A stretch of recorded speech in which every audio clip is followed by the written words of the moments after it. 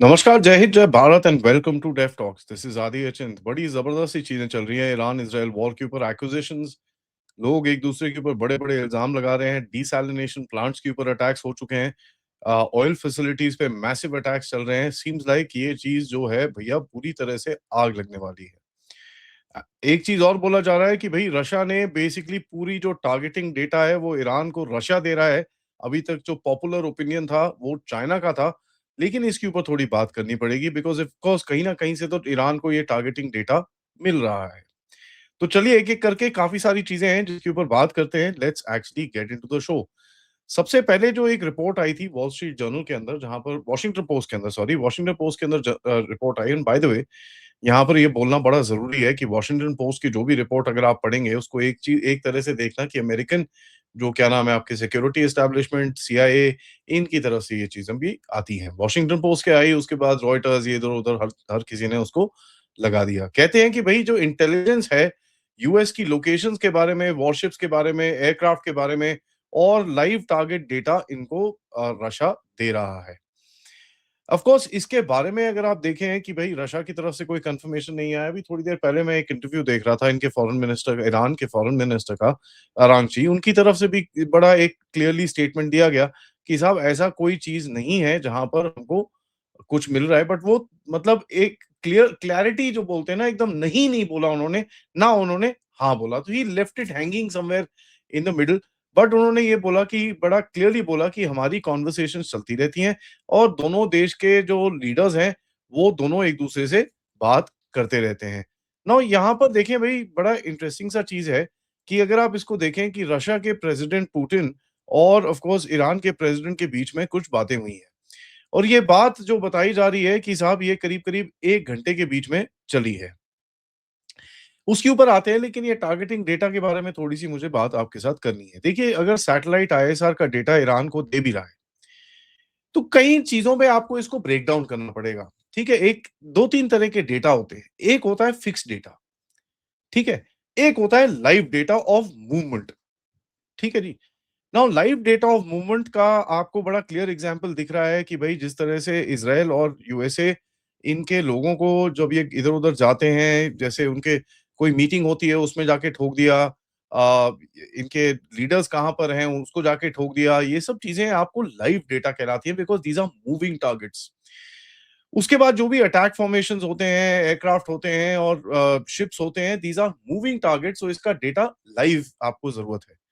लेकिन जो अभी तक अटैक्स ईरान ने यूएस के बेसिस के ऊपर मिडल ईस्ट और गल्फ कंट्रीज के अंदर करा है, अगर आप उनको ध्यान से देखेंगे, ये चीज़ हुई है सारे जो फिक्स टारगेट्स हैं। So these are not live targets कि कहीं न कहीं आप ऐसा बोलें कि भई वो एकदम सब कुछ वो दे रहा है। दीज़ आर फिक्स टारगेट्स और ये फिक्स टारगेट्स के ऊपर अगर आप देखें, भई ईरान भी तो अगर 30-40 साल से तैयारी कर रहा है, अपने आप को ये सब चीज़ें रेडी कर रहा है, and he is been planning for this attack and he is been planning for this entire game. तो यार वो इतना बेवकूफ तो नहीं होगा, उसने भी अभी काफी हद तक जो फिक्स टारगेट हैं उसकी डेटा तो उसने ले ली होंगी। ये एक लिस्ट मैं आपके सामने रख रहा हूँ, अगर आप देखें ये कॉस्ट के साथ भी है। जॉर्डन में अगर आप देखें, इंडस्ट्रियल सिटी में AN/TPY-2 radar for third system fixed है। कतर AN/FPS 132 फिक्स्ड है। बहरेन सैटकॉम टर्मिनल्स फिक्स्ड है। Kuwait radome satcom terminals fixed है। कुवैत पेट्रियट कंपोनेंट्स, अब ये मूवमेंट भी हो सकती है और फिक्स्ड भी हो सकते हैं। तो दिस कम्स इन दैट एक वो छोटा-सा ग्रे ज़ोन जो है। AN/TPY-2 रेडार के बारे में अगर देखें, ये भी फिक्स्ड है। इज़राइल के अंदर अगर आप देखेंगे, arrow 3 system launcher, David string की बैटरी, थर्ड AN/TPY रेडार, जो रेडार सिस्टम्स हैं वो सारे फिक्स्ड हैं और बाकी मूवमेंट के हैं। तो कहीं न कहीं जो सच्चाई है वो कहीं न कहीं बीच में है, क्योंकि अगर आप बोलें कि भई लाइव डेटा रशिया उसको दे रहा है, हो भी सकता है, क्योंकि जिस तरह के अटैक्स अभी तक ईरान ने करे हैं, दिस एक्चुअली टेल्स यू एक तरह का प्रिसिजन इनके पास है। उसके बाद कई अटैक्स ईरान की तरफ से ऐसे भी करे गए हैं व्हिच आर वियर्ड, क्योंकि वो बुर्ज अल खलीफा पे मार दिया, इस पे मार दिया, वहां पर जाके फेंक दिया, किसी होटल पे जाके फेंक दिया। Now these can be two types. Now होता क्या है कि देखिए, ये जो कई इनके जो शाहिद 136 के जो शाहिद 136 171 जो भी इनके पास ड्रोन्स हैं, उसके अंदर एक कई ड्रोन्स हैं जो ग्राउंड डेटा मैपिंग करके ये लोग जाके अपने टारगेट में हिट होते हैं। कई ड्रोन्स हैं दैट आर डम ड्रोन्स, तो इनको एक डायरेक्शन दिया जाता है कि इस डायरेक्शन में जाना है, उतना उसके अंदर पेट्रोल भरा जाता है कि भैया ये इतना स्पीड में फ्लाई करेगा, इतना डिस्टेंस जाएगा, उसके बाद ये कहीं पे भी बंद हो जाए, एक तरह का डैमेज ज़रूर दिखेगा। So you can see Dubai में, कुवैत में जगहों के अंदर जहां पर सिविलियंस जो कई वियर्ड टारगेट्स हैं, बीच सड़क में जाके कहीं गिर रहा है, यहाँ पर कहीं गिर रहा है, these are things which are dumb drones. इसके अंदर कोई इतना गाइडेंस वाइडेंस नहीं होता है, इट जस्ट एक डायरेक्शन उसकी सेट होती है कि एक कंपास रीडिंग के ऊपर उसको जाना होता है, and not exactly compass reading but whatever system, ground mapping systems और व्हाटएवर दे गॉट, उसके ऊपर जाके इट एक्चुअली जहां पर उसका पेट्रोल खत्म होगा, you will find it just टक जाके वो एक अपने टारगेट पे, इंटेंडेड टारगेट, अनइंटेंडेड टारगेट पे जाके लगेगा। A lot of them are targeted. Now जो टारगेटेड हैं उसके अंदर तो आपको स्पेसिफिक डेटा चाहिए। नो, यूएस की फिफ्थ फ्लीट के ऊपर जो इन्होंने हमला किया था, जहां पर इनका वो बड़ा एनटीपीवाई रेडार जो इनको उड़ाया था, उससे काफी रूमर्स पड़ गए हैं भैया अमेरिका इज ब्लाइंड एंड ये वो, तो उसके बारे में भी बात कर सकते हैं। बट ये बड़े टारगेटेड डेटाज हैं, ये बड़े टारगेटेड सेंटर्स हैं जहां पर आपको प्रिसिजन अटैक चाहिए, तो somebody is giving them something. Now इसके अंदर अगर आप देखें, अमेरिका की तरफ से जो चीजें करी जा रही हैं इस टाइम पे इज बेसिकली जीपीएस जैमिंग। तो अमेरिकन बेस्ड जो सिस्टम्स हैं उसको पूरी तरह से जैम किया जा रहा है। So there has to be some other system which is giving them targeting data. Now यहाँ पर अगर आप देखेंगे चाइनीज की सैटेलाइट्स की तरफ से काफी फोटोग्राफ्स खींची जा रही हैं ऑफ पोस्ट अटैक। तो कई लोग बोलते हैं भैया चाइनीज अगर पोस्ट अटैक कर रहे होंगे तो प्री अटैक भी दे रहे होंगे। देखिए चाइनीज के जो टारगेटिंग डेटा सिस्टम्स हैं आर्ट दैट गुड, एंड इसके अंदर कोई डाउट नहीं है, उनका Beidou system is not that good, and उसके ऊपर काफी फ्लॉज भी आए हैं। पाकिस्तान की तरफ से काफी रिपोर्ट्स आती है, दूसरी कंट्रीज की तरफ से काफी रिपोर्ट्स आती हैं। So there is absolutely a problem there, and वहां पर देखिए बहुत टाइम टेस्टेड है नहीं। एंड मेरे हिसाब से चाइनीज आई डोंट थिंक ये डेटा देंगे, बिकॉज उनको ये पता है, क्योंकि अमेरिकन भी डेटा और ये सब चीजें मॉनिटर कर रहे होंगे कि कहाँ से आ रहा है, क्या आ रहा है, क्या नहीं आ रहा। तो अगर ये चाइनीज है तो ऑफ कोर्स चाइनीज के कोड्स जो हैं उसको रीड रीड करने के लिए अमेरिकन्स को सहूलियत मिलेगी, and that might be a vulnerability for the Chinese. तो मेरे को ये लगता नहीं है कि चाइनीज ने ये दिया होगा। Whatever data would have been given by the Russians. यहाँ पर देखें थोड़ी सी और चीजें हैं जिसको 2 + 2 4 लगा सकते हैं हम लोग। We can't really come out with a concrete में आप ये नहीं बोल सकते कि भैया ऐसे एकदम सेट है, कॉन्क्रीट है, बट कुछ चीजें हैं। अब वो चीजें क्या हैं? ईरान और रशिया के बीच में जो डिफेंस की रिलेशनशिप है वो चाइना से काफी डीप है, इसके अंदर कोई डाउट नहीं है। चाइनीज इक्विपमेंट 12 दिन की जो लड़ाई हुई थी पिछले साल, उसके बाद काफी हद तक यहाँ पर अंदर आया है, लेकिन उसका एक ही मतलब है कि भैया रशियंस काफी चीजें नहीं दे पा रहे हैं।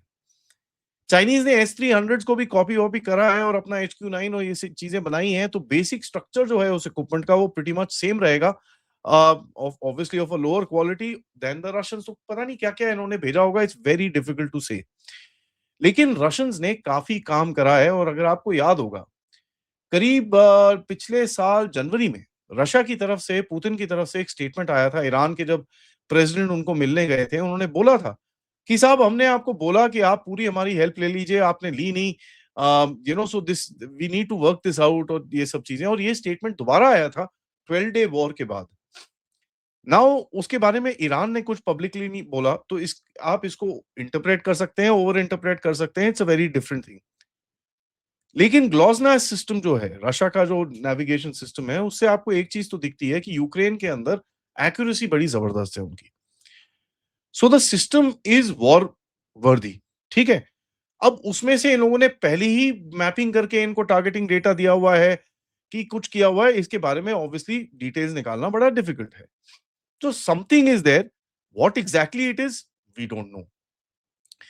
उसके बाद प्रेसिडेंट पुतिन की बात हुई ईरानियन प्रेसिडेंट के बारे में के साथ, करीब काफी लंबी बात हुई। दोनों के रीडआउट्स अगर आप पढ़ेंगे, काफी डिटेल रीडआउट है। रशिया ने बोला है भैया वी आर सॉरी फॉर ये जो खुमेनी को मारा है, ये एक्ट ऑफ एग्रेशन है, ये सब चीजें हैं, और आप वॉर से कुछ नहीं सुलझा सकते। ये बड़ा हिपोक्रिटिकल सा स्टेटमेंट है रशिया की तरफ से, क्योंकि भैया आप भी एक वॉर के अंदर इस टाइम पे फंसे हुए हो, एंड आपके भी जो मीन्स हैं, आप डिप्लोमेसी की तरफ से आइडियली अगर आप देखें नहीं मानते, so you don't want to sit on the table। तो आप भी वही चीजें अभी ईरान को बोल रहे हो, तो इट्स क्वाइट हिपोक्रिटिकल कि रशियंस इस तरह से, प्रेसिडेंट पुतिन का इस तरह से कोई स्टेटमेंट आए। यहाँ पर मैं एक चीज़ बोलना चाहूँगा कि जो आप ईरान का स्टेटमेंट पढ़े उसमें डायरेक्टली तो नहीं लिखा हुआ, बट एक एक इंटरप्रिटेशन आप मान सकते हैं कि कहीं न कहीं प्रेज़िडेंट पुतिन को ईरान के प्रेज़िडेंट पेज़ेश्कियान ने बोला कि साहब हमने आपको बताया था दिसंबर में जब ईरान और इज़राइल के बीच में ऑलमोस्ट युद्ध हो गया था। उस टाइम पे जो रिपोर्ट्स थी कि भई रशिया के प्रेज़िडेंट ने दोनों से बात करके सिचुएशन को ठंडा करा था। तो कहीं न कहीं ये चीज़ आई थिंक ईरान के प्रेज़िडेंट ने और ऐसा मुझे लगता है उनकी रीड आउट ईरान के रीड आउट पढ़ के कि साहब कहीं न कहीं ये चीज़ें मेंशन करी गई हैं कि आपने इनका विश्वास किया था, हम तो बिल्कुल ही विश्वास नहीं करते हैं इनका। बट एनीवेज़ देखिए इसके अंदर ऑब्वियसली फाइनल डिसीज़न तो ईरान का ही रहता है, तो you can't blame president Putin but I think एक मेंशन ये ज़रूर किया होगा प्रोबेबली कुछ एक्स्ट्रा फ़ेवर लेने के लिए, कुछ एक्स्ट्रा चीज़ें लेने के लिए मॉस्को से, ये मुझे पता नहीं। रशियन जो एक्सपर्ट्स हैं वो ग्राउंड पे रहे हैं in the Bushehr nuclear power plant और इधर-उधर कई कई जगहों के अंदर कहीं न कहीं अगर आप देखेंगे रशिया की प्रेज़ेंस ईरान के अंदर है। तो अगर इतनी प्रेज़ेंस है, क्या रशिया के मिलिट्री एडवाइज़र्स या non military advisers, military based non military advisers या उनके सिविल मिलिट्री कॉन्ट्रैक्टर्स, ऐसे कोई लोग हैं ईरान के अंदर जो इस समय रशिया के टारगेटिंग डेटा का यूज़ करके ईरान को हेल्प कर रहे हैं? ये एक बहुत बड़ी पॉसिबिलिटी हो सकती है। कहीं न कहीं देखिए एक कन्वर्सेशन होती हुई दिखती है रशिया के बीच में, अरब स्टेट्स के बीच में एंड ऑफ कोर्स ईरान के बीच में। एंड एक कुछ एक डिप्लोमेसी की तरफ जाने की कोशिश की जा रही है। बट यहाँ पर एक बड़ा इंटरेस्टिंग सी चीज़ है जो मिस्टेक अमेरिका ने करी थी। जब पीस के बारे में बात करते थे तो ये सारे पीस मीटिंग करके बैठते थे, अमेरिका बैठता था, यूरोप बैठता था और ज़ेलेंस्की बैठता था और बैठ के रशिया को गाली निकालते थे। इट सीम्स इस टाइम पे भी ये जो मीटिंग्स चल रही हैं बैक बैक एकदम पीछे की तरफ से, रशिया वही मिस्टेक कर रहा है by not speaking to anybody ना ट्रम्प से बात हो रही है, ना इज़राइल से बात हो रही है, एट लीस्ट इन पब्लिक। तो I don't know whether there is some sort of a mediation this thing कि कहीं न कहीं जो एक कन्वर्सेशन गल्फ स्टेट्स और ईरान के बीच में है, उसको ज़रा एक कंटिन्यू रखने की कोशिश है। ये कन्वर्सेशंस तो चल रही हैं लेकिन जो गल्फ स्टेट की जो टोन है वो धीरे-धीरे करके शिफ्ट ज़रूर हो रही है। मैं ये नहीं बोल रहा कि वो आके मारेंगे अभी ईरान को बट उनकी टोन कहीं न कहीं शिफ्ट हो रही है जिसके ऊपर आगे थोड़ा हम बात कर सकते हैं। 2-3 और रिपोर्ट्स आई रशिया की तरफ से जहाँ पर कुछ और चीज़ें पता चलती हैं। लावरोव की मीटिंग थी गल्फ फॉरेन मिनिस्टर्स के साथ। जहाँ पर उन्होंने बोला कि साहब आपका आपने अच्छा करा आप वॉर के बाहर हो, लेकिन उन्होंने एक चीज़ ज़रूर कॉल आउट करी और उसका वीडियो काफ़ी वायरल हुआ था। जहाँ उन्होंने बोला कि साहब हमने आप आपने जो एक पहले स्टैंड लिया था एंड सऊदी अरेबिया काफ़ी वोकल था उसके अंदर कि हम अमेरिका को अपनी धरती का इस्तेमाल नहीं होने देंगे, ये वो काफ़ी बड़ी बातें करी थी। उसका क्या हुआ? क्योंकि आप लोग तो पीछे हट गए और अभी अमेरिका आपके अटैक्स कर रहा है, तो उन्होंने कहीं न कहीं एक जस्टिफिकेशन देने की कोशिश करी कि साहब अगर आप बोलते हो कि ईरान हमको मार रहा है, तो आप भी तो अपने बेस यूज़ करवा रहे हो इनको मारने के लिए। तो it's a little weird that Lavrov को ये चीज़ कॉल आउट करनी पड़ी अरब स्टेट्स को एंड कुछ ऐसा दिखता है कि भैया कहीं न कहीं कुछ कन्वर्सेशन ज़रूर चल रही है। मेरे हिसाब से 2-3 कंट्रीज़ हैं जिनके पास कहीं न कहीं एक एक डिप्लोमैटिक लेवरेज है, डिप्लोमैटिक वेट है कि वो ये कन्वर्सेशंस आगे लेके जा सकें। एंड उनमें से मैं सही में बोलूँ China is not one of them. Russia के अंदर एक डिप्लोमैटिक लेवरेज है जहाँ पर ये चीज़ें कर सकता है। अमेरिका के पास एक डिप्लोमैटिक लेवरेज है और भारत के पास थोड़ा बहुत डिप्लोमैटिक लेवरेज है। बाकी there are lot of smaller countries Qatar है, टर्की है जहाँ से कुछ ना कुछ हो सकता है। लेकिन अगेन ट्रस्ट फैक्टर एक बहुत मायने रखता है।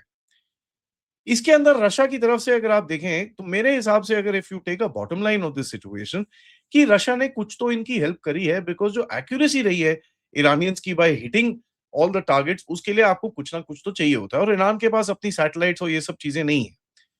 अनलेस एंड अंटिल इन लोगों ने इनर्शियल नेविगेशन सिस्टम कुछ पूरी तरह से ऐसा प्रिपेयर करा है where that targets can figure out कि क्या हो रहा है, क्या नहीं हो रहा। अब वो भी कहीं न कहीं किसी से तो उन्होंने लिया होगा बिकॉज़ देखिए you need to have some sort of satellite tracking data. कुछ ना कुछ चीज़ें ग्राउंड मैकिंग मैपिंग सिस्टम्स कुछ तो चीज़ें आपको चाहिए होती हैं टू क्रिएट दिस एंटायर जो बेसलाइन ऑफ डेटा आपको जो चाहिए होता है, वो ऐसे ही आप बना नहीं सकते हैं। देखिए, एक और बड़ी इंटरेस्टिंग सी चीज़ हुई, ये जो मैंने स्टेटमेंट्स पढ़े पेस्किशियान और पुतिन साहब के बीच में, कहीं न कहीं पुतिन साहब की तरफ से एक एक एक कोशिश ये रही है कि थोड़ा यू नो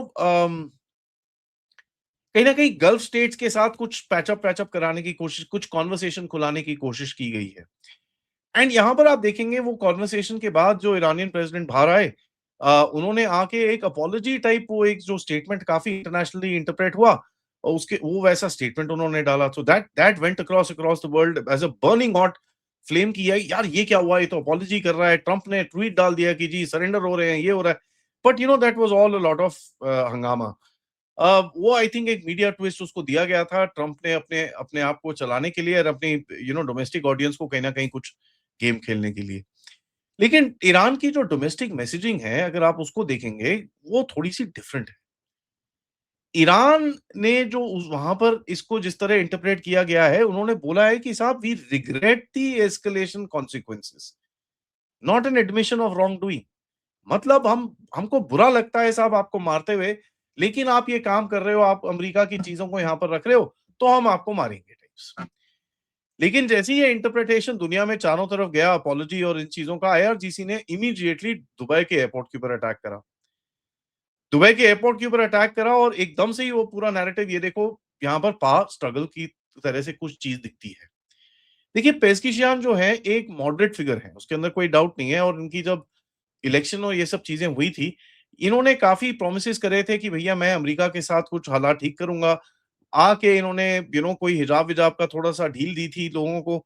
तो एक मॉडरेट काइंड ऑफ फिगर्स वो दिखते हैं, लेकिन इस टाइम पे जो आपको दिखता है कि जो हार्ड लाइन पॉलिटिशियंस हैं और हार्ड लाइन ये जो ईरान के क्लेरिक्स हैं, they are taking more command than the moderate guys. So जिस तरह से जो जो स्टेटमेंट्स आ रहे हैं ईरान की तरफ से, एक सीनियर क्लेरिक है अहमद अल्मलोदा, और ऐसी अल्मलोदा, हाँ, इन्होंने बोला कि भाई खमेनी का सक्सेसर जो है वो चूज हो चुका है, एंड हम असेंबली ऑफ एक्सपर्ट्स को बुलाएंगे, उसके बाद ये अटैक हम लोग जो भी है हम इसको अनाउंस करेंगे। ना इसके ऊपर भी तीन चार बड़े बड़े चीजें आई कि भैया ये हो रहा है, ये डिले हो रहा है, ये हो रहा है, ये डिले हो रहा है। ये काफी ऐसे काफी टाइम तक ऊपर नीचे चलता रहा। बट मेरे हिसाब से कहीं ना कहीं पीछे कुछ ना कुछ काम चल रहा है। एक चीज यहां पर मैं मेंशन करना चाहूंगा कि भैया जो आपके इस युद्ध को ईरान की तरफ से लड़ा जा रहा है, वो लड़ा जा रहा है अली लारिजानी की तरफ से। Ali Larijani pretty much national security adviser का काम करते हैं, और उनको ये जो एक अपग्रेड मिला था अबाउट सिक्योरिटी, ये मिला था मेरे हिसाब से जब ये दिसंबर जनवरी में प्रोटेस्ट खत्म हुए थे वहां पर, उस टाइम पे खोमेनी ने इनको बुला के यहाँ पर इंचार्ज बनाया। तो ये मेरे हिसाब से कुछ सिचुएशन है, कुछ लगता है रशियंस एक्टिवली कुछ कर रहे हैं या पैसिवली कुछ कर रहे हैं, बट एक चीज बड़ा क्लियरली दिखता है, Russians are helping them.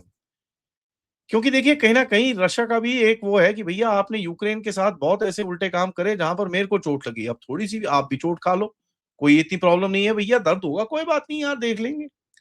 And यहाँ पर दिसंबर के बाद पुतिन और ट्रंप की कोई कॉन्वर्सेशन अभी तक नहीं हुई है। गल्फ स्टेट्स में आते हैं तो आपको ये दिखता है कि भाई यूएई का स्टेटमेंट एक बड़ा जबरदस्त सा थोड़ा स्ट्रॉन्ग स्टेटमेंट उन्होंने अभी 10 मिनट पहले दिया है, बिफोर आई रिकॉर्डेड दिस। करीब 7:30 बजे मैंने ये रिकॉर्ड 7:30 8 बजे के करीब मैंने ये रिकॉर्ड करा है। उन्होंने एक स्टेटमेंट दिया है जहां पर उन्होंने बोला है कि भैया ये ईरानियन जो अटैक्स हैं हम इसको कंडेम करते हैं, हमारी सॉवरेन डिसीजन है, हम कभी भी कुछ भी कर सकते हैं। तो इसका एक पूरा एक ब्रॉड बेस्ड चीज खुली, और इसके ऊपर काफी एक रूमर जिसमें बाय द वे मैं भी फंसा गया इन ऑल इन्वेशन, मैंने भी उसको ट्वीट करा, then I deleted it because I found it to be little weird. इन्होंने इजरायली मीडिया की तरफ से एक चीज फैलानी शुरू करी कि भाई यूएई ने जाके एक इनके डिसैलिनेशन, ईरान के डिसैलिनेशन प्लांट पे अटैक करा। यूएई के कई लोगों ने जो नॉन ऑफिशियल गवर्नमेंट के लोग हैं, उन्होंने आके इसके बोला नहीं नहीं ये सब फेक है। लेकिन उसके बाद यूएई का स्टेटमेंट आना जो काफ़ी स्ट्रॉन्ग है, ये एक चीज़ दर्शाता है कि भैया कहीं न कहीं एक गुस्सा तो इनको भी चढ़ ही रहा है। सऊदी अरेबिया की तरफ से रॉयटर्स ने जो एक स्टेटमेंट किसी एक उनके ऑफिशियल से लिया, जो बोल रहे हैं कि भैया हम we are we water infrastructure हमारा नेशनल सर्वाइवल एसेट है, ये स्ट्रैटेजिक एस्केलेशन हो जाएगी, ऐसा कुछ भी मत करना। सो देख उन्होंने अपनी तरफ से एक रेड लाइन ईरान के सामने ड्रॉ करी है। कतर के अमीर और ट्रंप के बीच में कुछ कॉन्वर्सेशंस हुई हैं, जहां पर कतर के अमीर का अगर आप रीड आउट पढ़ें, उन्होंने बोला कि एक काफी डेंजरस रेperकशंस हो सकते हैं इस पर्टिकुलर ये जो बैटल चल रही है इस टाइम पे, और कहीं ना कहीं पूरा रीजन वाट लग जाएगी इसकी पूरे रीजन की, और कहीं बहुत प्रॉब्लम हो सकती है। मेरे हिसाब से देखिए, कतर अमेरिका का बहुत बड़ा पार्टनर है, उनका सबसे बड़ा बेस वहां पर है, और Qatar and Bahrain are very very important, तो इनकी कॉन्वर्सेशन चलती रहेंगी, एंड ये ऑफलाइन भी चल रही होंगी जो बेसिकली रिपोर्ट्स में नहीं आती है। अभी तक कोई ऐसा दिखता नहीं है कि भैया कोई किसी भी अरब स्टेट या गल्फ स्टेट की तरफ से कोई रिटेलिएटरी एक्शन, कोई मतलब जवाबी एक्शन ईरान के ऊपर किया गया। अब आते हैं डीसैलिनेशन प्लांट्स पे। डीसैलिनेशन प्लांट्स पे जो इस टाइम पे क्लेम चल रहे हैं कि भाई पहले आया कि भैया बहरेन के एक डीसैलिनेशन प्लांट के ऊपर अटैक किया गया है। ठीक है? और उसके बाद आया कि भाई ईरानियन के ऊपर भी किया गया है। तो उसके ऊपर एक नहीं जी, बहरेन ने ईरान को मारा, ईरान ने बहरेन को मारा, इसके ऊपर काफ़ी एक कन्फ्यूजन चली। बट द मेन पॉइंट जो हमको समझना है कि भैया ये जो डीसैलिनेशन प्लांट्स हैं, ये एक लाइफलाइन बनते हैं अरब स्टेट्स के इन रीजन के अंदर। ऑल्दो इनके पास काफ़ी सारे हैं, 400-500 कोई डीसैलिनेशन प्लांट्स इस रीजन के अंदर हैं, जो ये सारे अरब कंट्रीज़ चलाते हैं, जिसके अंदर बाय द वे सबसे ज़्यादा ईरान के अंदर ही हैं। एंड आपको पता ही है ईरान की पानी की सिचुएशन काफ़ी खराब है। तो अगर इसके ऊपर अटैक्स आगे चलते रहते हैं, तो आपको दिखेगा कि ईरान की हालत थोड़ी इसमें it can actually face a lot of challenges. कल रात को जैसे ट्रंप ने एक ट्वीट डाला था कि भई आज आज की रात ईरान की बड़ी खराब होगी। उसके बाद इन्होंने रात को जाके जो तेहरान है उसके अंदर इन्होंने ऑयल का जो स्टोरेज है उसके ऊपर बड़ा जबरदस्त अटैक करा। जिससे हुआ क्या कि भैया पूरी ईरान की जो स्काईलाइन है, वो पूरी तरह से काली हो गई, और जब दिन में बारिश हुई तो काला पानी, लिटरली ब्लैक रेन आसमान से गिर रहा था, बिकॉज़ जितना भी वो हवा में था वो सब नीचे आना शुरू हुआ। यहाँ पर ईरान के तेहरान रीजन के अंदर पेट्रोल की शॉर्टेजेस रिपोर्ट हुई हैं, लोगों को 1-1 डेढ़-डेढ़ घंटा खड़ा होना होगा, और ये पॉसिबल भी है क्योंकि एक पहला आफ्टर इफेक्ट है इसका। और होता क्या है, जब ऐसा कुछ होता है पब्लिक के अंदर भी कहीं न कहीं एक वो चढ़ जाती है कि भैया फटाफट भर लो यार, इससे पहले खत्म हो जाए। लेकिन एक चीज़ माननी पड़ेगी, द ईरान के ऊपर इस टाइम पे जिस तरह के अटैक्स, रिलेंटलेस अटैक्स चल रहे हैं, उसका जो पेस है वो कम नहीं हुआ। इज़राइल की तरफ से बोला गया कि पिछले 1 हफ्ते के अंदर उन्होंने 2500 अटैक्स करे हैं ईरान के ऊपर। अमेरिका की तरफ से बोला गया उन्होंने 3000 अटैक्स करे हैं। तो अगर आप दोनों को जोड़ें तो आपको दिखता है कि 5500 अटैक्स हुए हैं पिछले 7-8 9 दिनों के अंदर, ठीक है? तो अगर आप 9 दिन भी लगा लीजिए, 8 दिन लगा लीजिए, 9 दिन लगा लीजिए, 9वाँ दिन आज बेसिकली चला है, तो 8 दिन के अंदर अगर आप देखें कि भई 5500 अटैक्स, तो आप अपने आप मैथ्स कर लीजिए, how many attacks are going in per day. Although पहले दिन पे ऑब्वियसली अटैक्स ज्यादा होते हैं, उसके बाद थोड़े से टेपर करे जाते हैं, बिकॉज जो इमीडिएट टारगेट्स आपके होते हैं, शॉक एंड ऑ के वो आप अचीव करते हो, उसके बाद आप टारगेटिंग पे जाते हो। ईरान की तरफ से ऑन दी अदर हैंड इसके अंदर कोई डाउट नहीं है कि जो अटैक्स हैं, जो क्वांटम ऑफ अटैक्स हैं, वो काफी कम हुआ है।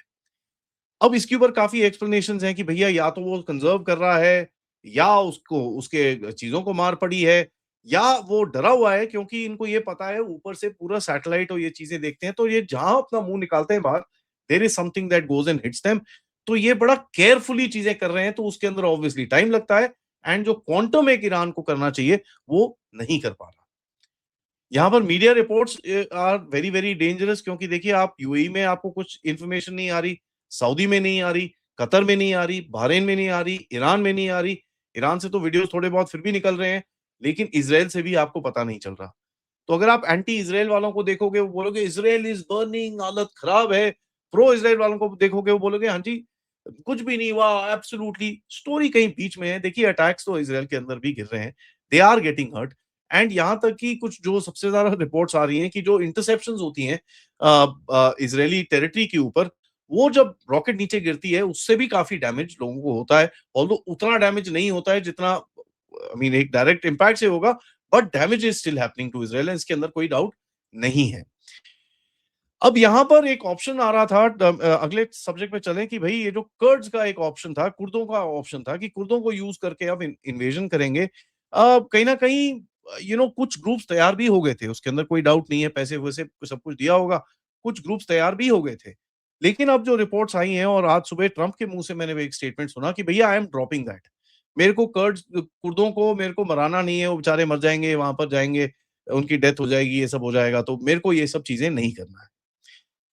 लेकिन वेस्टर्न मीडिया ने जो चीज़ें करी हैं कुर्दों के लिए वो बड़ी इंटरेस्टिंग है।